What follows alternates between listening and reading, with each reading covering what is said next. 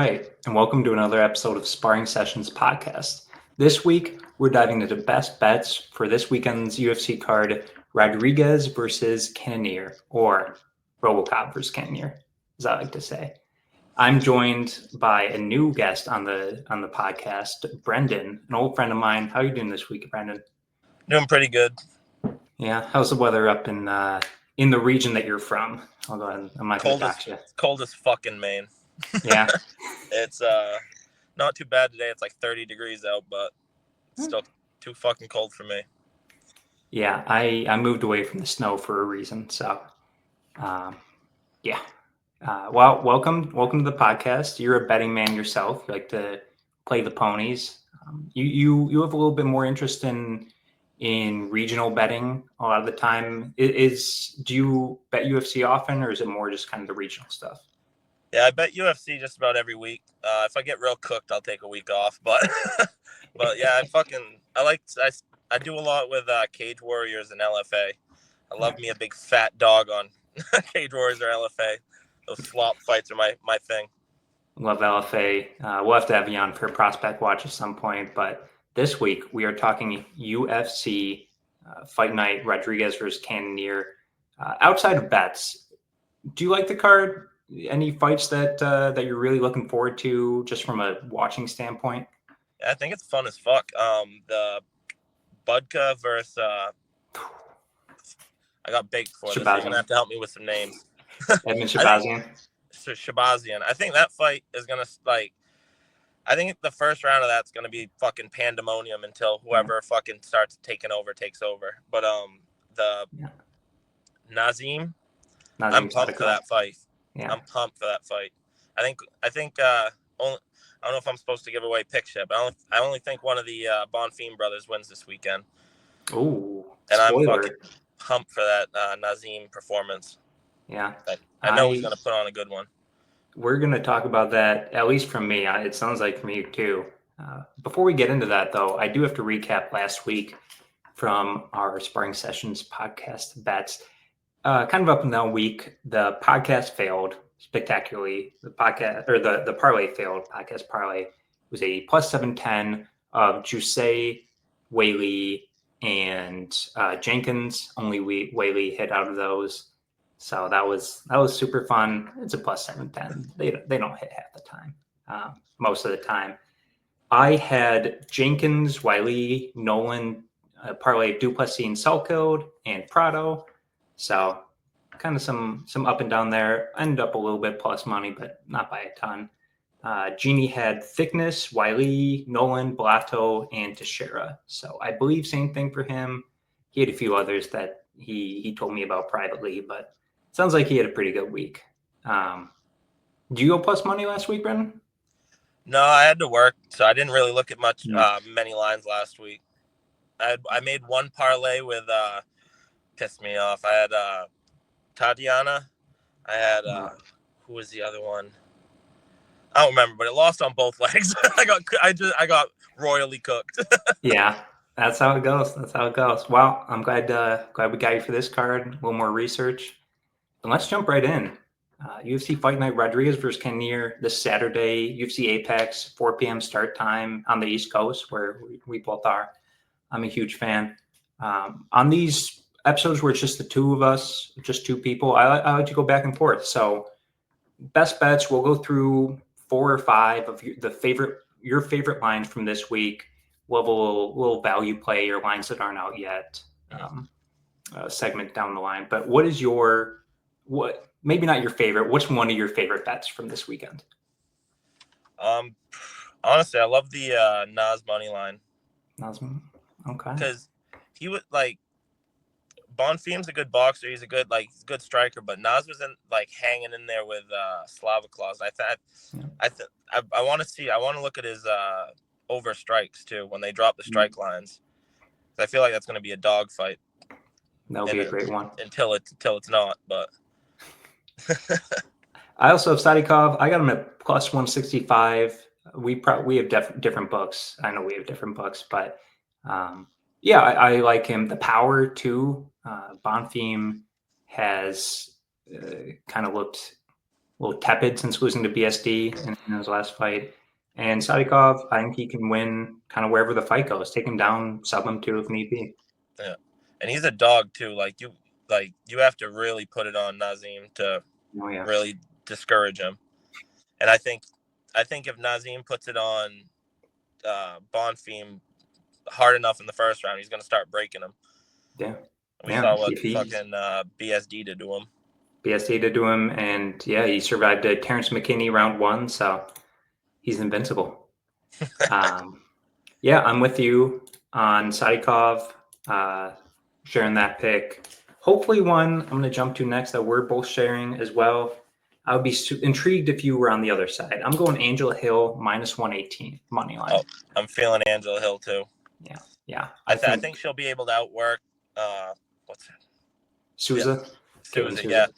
I feel like she'll be able to outwork, and she moves around good. I feel like it'll be harder. Like Souza's gonna be winging, and Hill's just gonna be outside of range and with the strikes, and just kind of in to piece her up. I feel like it should be an easy decision, but you know how it goes. So you might want to just sprinkle split decision for Hill. It's an Angela Hill fight. Yeah, Hill never been knocked out. Souza kind of relies on the power a little bit. This is a typical Angela Hill fight. Mm-hmm. Is that one of your official best bets though? Oh yeah.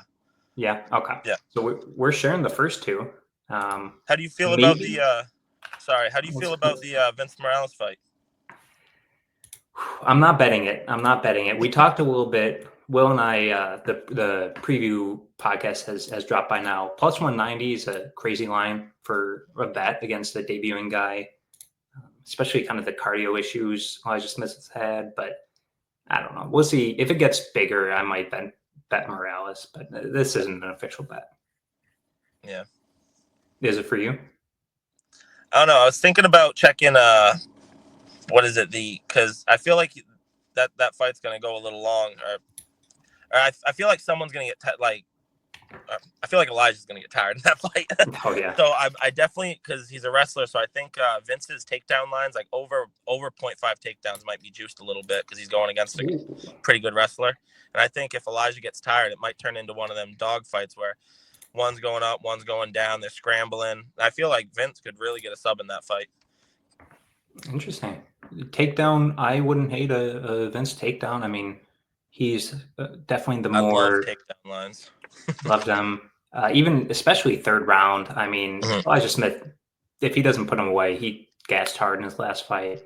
So Vince is a vet too. So he's been around. So they're at 30 seconds left in the round, 10 seconds left. He could shoot a takedown just to try to clinch a round. It might not even be in his game plan, but he might just shoot a takedown because it's there. I like it. I can't usually get takedown lines. When I do have the opportunity to, I hammer them, especially like you said, garbage time takedowns, we'll call them. So yeah, you're on Vince Morales takedowns. I like it. I'm going to go next. I'm going to pick a pretty big dog. It's not the biggest dog I'm betting, but one of my best bets is Chaos Williams, +190. I think, the power alone, Bonfim is not, Gabriel Bonfim is not, Will kind of broke it down. He has more ways to win, but Williams can put him away. Hasn't a pretty durable guy, maybe lasts a little bit longer. Bonfim's cardio has been tested. I just think this line is crazy for two guys who I see kind of equal, maybe ranked the same, maybe not abilities, but level of skill, So I don't know. It sounded like you were on Gabriel Bonfim though earlier. Yeah, I was torn on this fight, so I watched a lot of film on it while I was at work, and I don't know. I feel like Chaos, when he's low volume, if for the most part, he's not, unless Bonfim's coming at him. I think Chaos is going to be just kind of there, just mirroring him. And when he does throw, he throws full power, throws himself off balance. I could totally see him falling into a clinch and falling into a guillotine, or falling into just slamming into him and getting taken down, or just something stupid like that. I mean, his takedown defense is pretty good. Like, Chaos is hard to take down, but if he's throwing himself around, because Bonfim's a big dude, if he's throwing himself into Bonfim and Bonfim can tie him up, I feel like he can just drag him down early at least. Yeah, I'm kind of banking on that not happening, but this is just crazy odds. A little bit of breaking news. We're not going to have betting lines for this, especially for the next few days. Jared Gordon is rebooked for this weekend. He is fighting Mashrabjan Rizaboyev, who may be a sibling of the, I don't even want to say elder, I don't know their ages, a sibling of Nursultan Rizaboyev, yeah, fellow UFC contender. I'm gonna have to do some digging on that one. I've never heard of this guy. Fight. Me neither. Interesting though. A little bit of breaking news for you on this betting podcast. Yeah, back to the best bets. Chaos is mine. What's your next one? I love Yusuf Zalil this week. I don't know what his line's at, but I ever since it sucks because I feel like I should stick with the New England cartel, but ever since Cater hurt his knee, I don't think he's got it anymore. You know what I mean? Yeah. He just hasn't, like, the Aljo fight was lackluster. I mean, Aljo's a fucking hard fight to take on, but Yusuf can take you down. Yusuf can grapple too, but he's also a fucking super tricky striker. He's got good footwork. He moves around. Like, I don't think he's going to be there for Cater to hit, really. Yeah. Would you still like this as much if I told you Zalal was minus 395? Woo!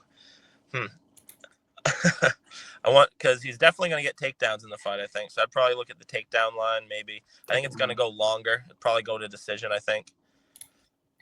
Over 2.5 is minus 250. So they would tend to agree with you. Wow, that's a rough fight to bet on. Yeah. So are you going to go official best bet? Are you going to go Zalal minus 430?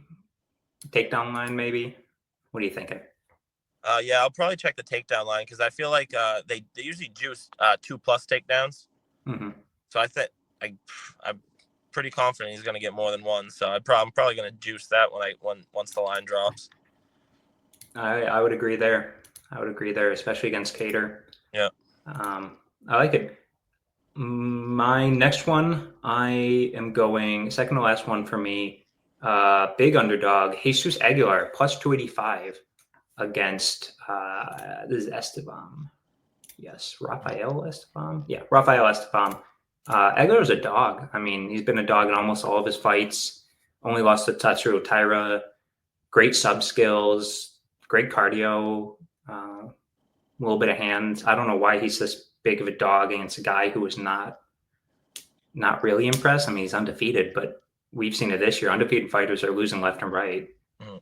I don't know why he's this big of a dog. Go listen to our preview episode for a little more breakdown from Will and I. But yeah, Aguilar plus 285. Your next one. Before you called me, I was actually watching film for this fight, and I feel like I'm not touching this fight, but I'm torn. I'm kind of feeling your way. I think what's his face, the Mexican, he can scramble, dude. Yeah. He can scramble, and I think that's going to make a big difference in that fight. Yeah. But Jose, what's his last name? Jose Delgado. Jose Delgado. I really think he could get a finish this weekend. Really? I love his striking. Interesting. I do too. He's got it's almost like off speed, long striking. He's like, he can throw knees. I really like him. I remember I bet on him for the Contender Series. I don't even remember what the odds are, but I felt real good for him on the Contender Series. Bet on him there. Was looking forward to his debut, and I think he has a winnable fight ahead of him. Yeah, I would agree. He was a big favorite, minus 325. He's a big favorite now at minus 300 against Connor Matthews. Oh, I think he's getting the finish. Whatever the finish line is.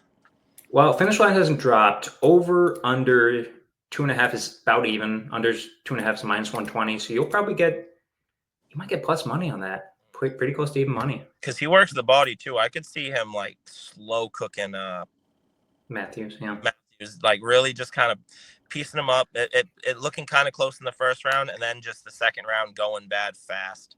Yeah, I like it. My last one, I'm going to go with Shabazian Bubka. You hinted at it earlier. I'm going under 2.5 at -155.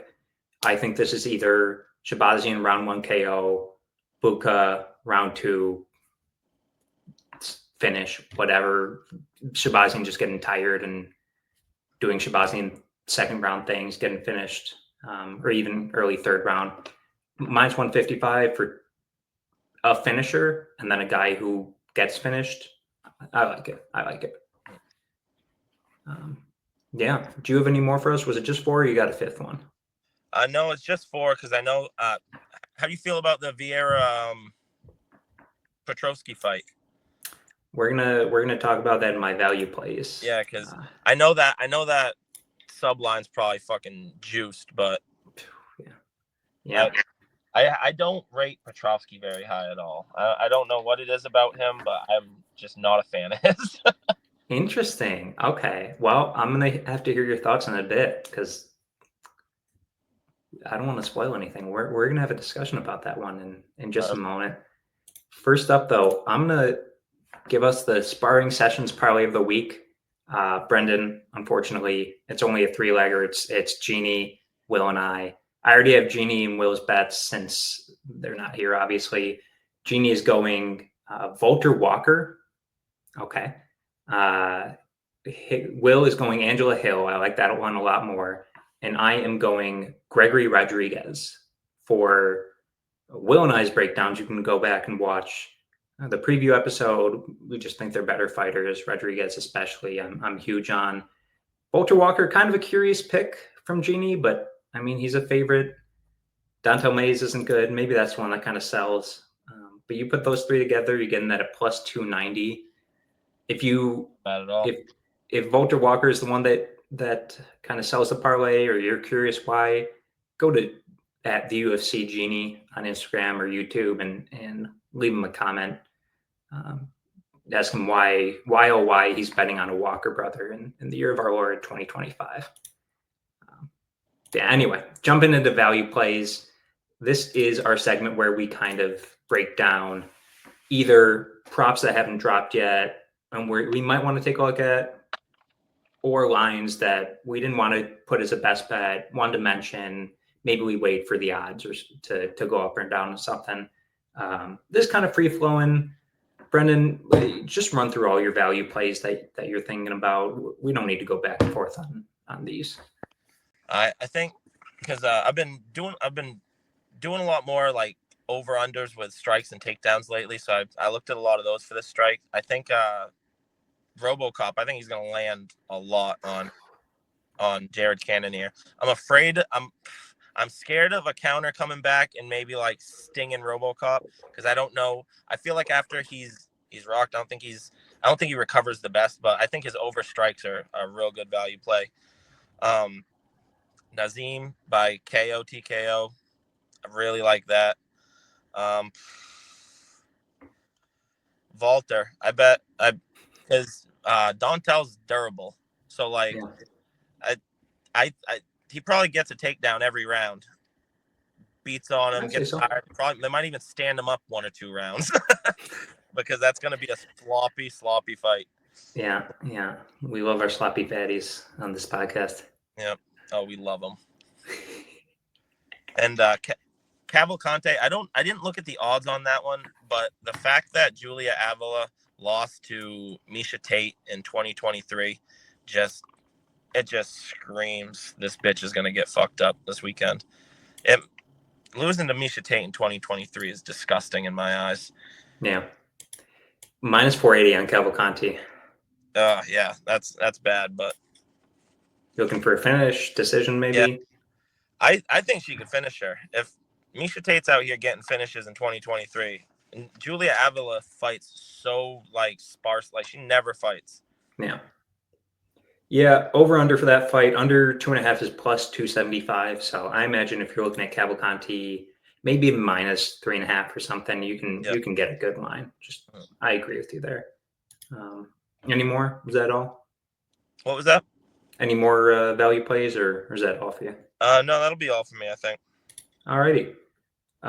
For me, value plays, Bonfim, Chaos Williams, that fight, under 2.5, -165. I don't know. Unders don't usually get bet down. I might take a look at it if it gets down to like -150, -155. Two finishers, two guys who like to throw down or sub. Petrosky, I know you don't like him. I think I don't like Vieira. I think if he can't get takedowns, I think he's trash. And if it goes into the second round, same thing. This is more just like a Petrosky fade on Vieira. I think Petrosky can kind of durable it out for a little bit and win. Maybe I'm looking at a finish round 2, Petrosky, and fight starts round 2 or something. And then Cater, line's too big for me. Line is too big. Maybe I'm looking at a +3.5 or something, but him at +320 is crazy. We just kind of saw this with Rob Font a few months ago. He's a huge underdog against Tyler Phillips and won. Cater is probably worse at this point than Rob Font is, but it's a huge line. He's a bet. You just kind of, sometimes you go with these things, put a little down and see how it goes. But yeah, those are my value plays for the week. Brenden, thanks so much for coming on. Thanks for having me. I realized how much I'm missing significant strike and takedown bets. In the state I'm in, the books that I have access to do not have any of those. So, brother, I'm quite Alexander jealous. Volkov to get one takedown in his last fight was +550. Oh my God, I would have done my Jose entire Johnson bank account. in his fight against, I think it was Sumu Jarji. That was his last fight, right? Or he fought an Asian, but him to get one takedown was like +295. Ooh, jeez. And he That's trains. crazy. You see him. He posts pictures with Jordan Burroughs in the training room. So yeah, he's gonna shoot take. I love those takedowns. I love them. I'm so jealous. Maybe I think DraftKings is coming 2028 or 2029. They said maybe. That's all. Maybe one day. DraftKings. I'm jealous. Well, yeah. Thanks so much for coming on. I'm sure we'll have you on at some point again for bets or prospects or picks. You're a fellow hardcore, extremely knowledgeable guy. We'd love to use our resources. Yeah, love to come on next LFA or Cage Warriors card. Oh, we got plenty good ones coming up. We'll have to talk privately, but Puka, that is quite a fight. That line's going to be juiced. But prospect watch, I'd love to hear you spend 5 minutes talking about not Puka Nakua. Yeah, I forget his name. Yeah. Oh, same. I'm making the same mistake too. Go Rams. Go Rams. There you go. Love Matthew Stafford. I listen to the Anakin Florian podcast all the time, and Ray Longo says the only one in the training room that can hang with Marab is him. So I'm super excited. I'm super excited to see his LFA debut or LFA fight, because once you're winning fights in LFA, the next step's UFC, or next step's a bigger show. So bring it on. Let's hope. It's been he should have been in the UFC a long time ago, but. Ugh. All right. Well, thanks so much for coming on, Brenden. We'll see you again very soon, I'm sure. And thank you, whoever you are, for watching or listening, having us in your eyes and ears, or wherever we may be. And yeah, we'll hope you win some money, and we'll see you next time.